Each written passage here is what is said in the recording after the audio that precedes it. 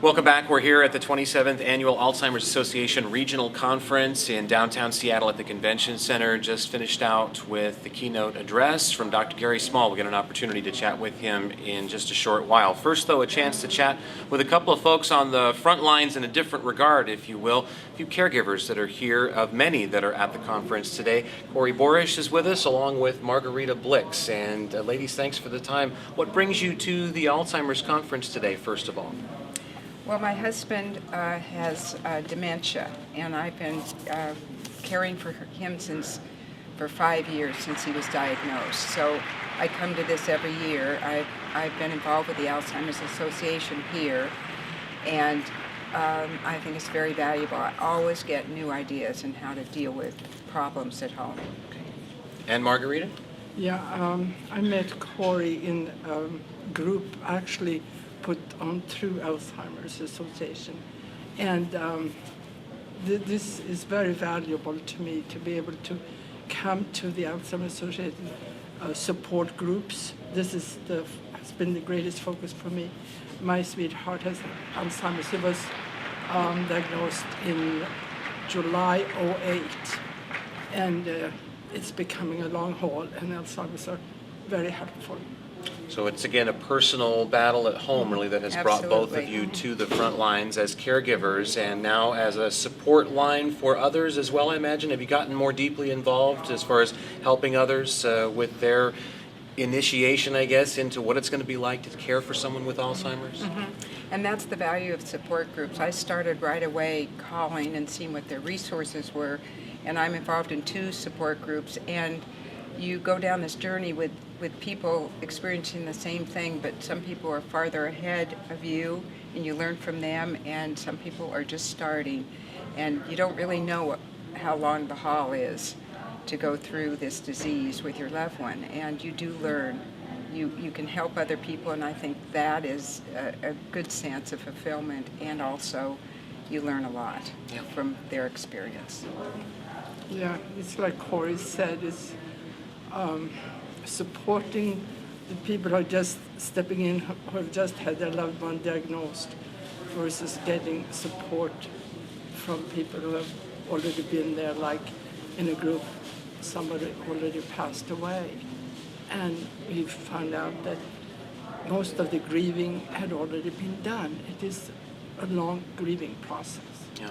And again, everybody's journey is a little different, I imagine, but Yeah. What are some of the things that you most commonly see when folks do seek support from you with your endeavors as far as the Alzheimer's Association is concerned? Is there one thread or a couple that tend to resonate with most everybody that you know you're going to have to be able to help them with? I mean, like in the beginning, there's a lot of denial, and people, myself included, thinking it's not so bad, and they don't have to stop driving yet, or they don't have to stop this practice.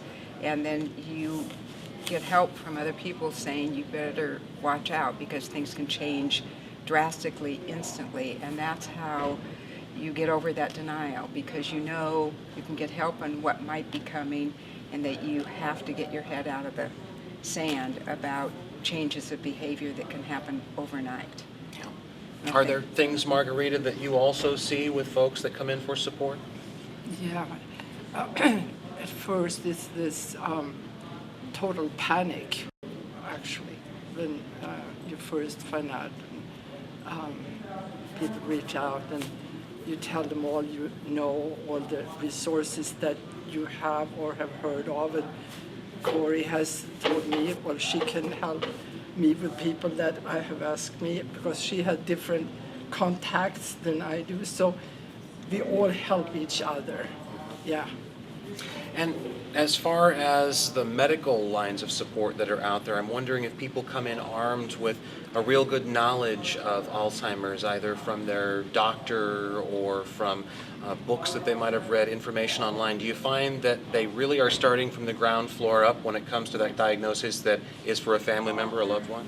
Absolutely. And when you call the Alzheimer's Association first to get involved and ask about groups, I think a lot of people do that because they feel very alone.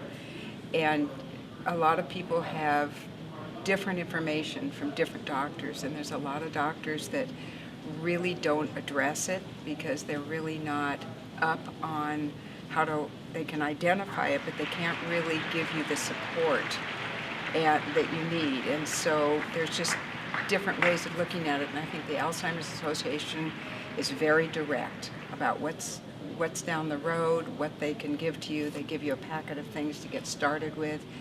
And it's just a very caring place where you can pick anybody's brain about what you need and get honest, collaborative help.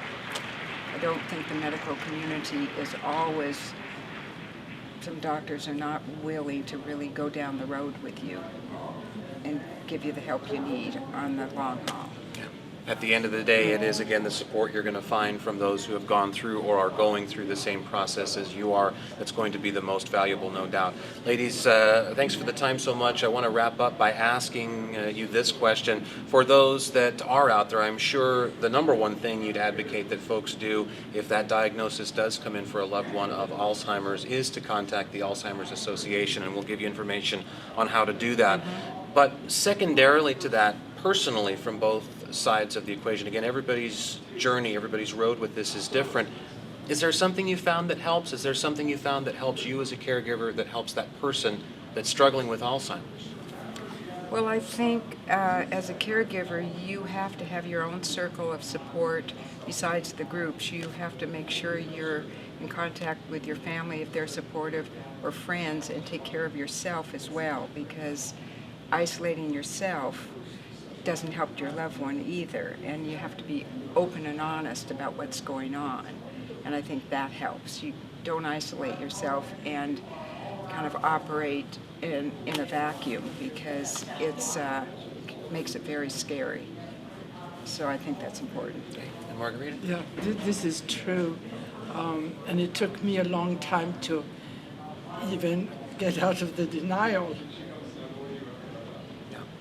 So it takes a lot of friends.